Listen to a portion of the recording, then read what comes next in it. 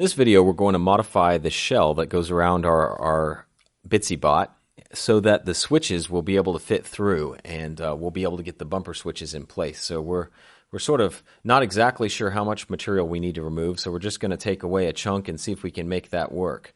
Now, when I was doing this, I learned that the nipper pliers that I use to cut the plastic is actually not the right tool because it tends to cause the plastic to split and can make it crack in places that you don't want it to crack. So I would just use the knife and sort of take it away just a little bit at a time, and that way you can get like exactly the way you want it. Now again, anytime you're using a knife, you should have a lot of experience with it and be wearing safety glasses and things like that, especially using a break-off blade knife because the sections can pop away if you cut at the wrong angle.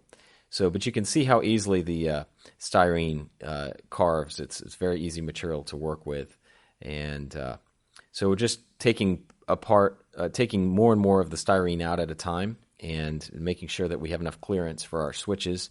And we'll go back and take a little bit more styrene out. We're trying to find a way to do it in a way that's also aesthetically somewhat pleasing. So we're going to, instead of having just a harsh jog, we're cutting a curve into the styrene. And in order to get enough clearance for our green wires, we really have to remove a whole lot more material.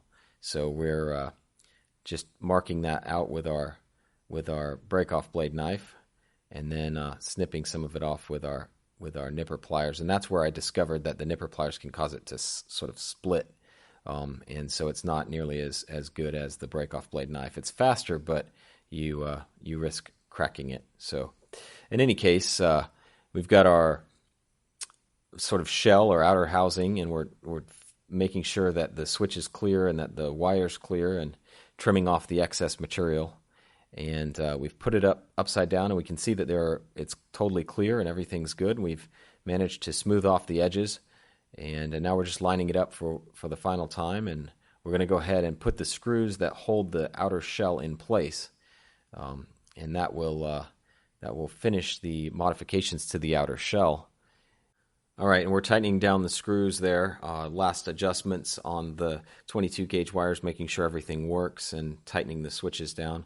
And we've already loaded some code on the Arduino, and so we're going to push our bumper switches and see if we can get them to trigger the lights. There they go. So the lights are working pretty well, and our bumper switches cover almost the full front and back of the bot, so we can be sure that when we run into a wall, we'll be able to respond to it.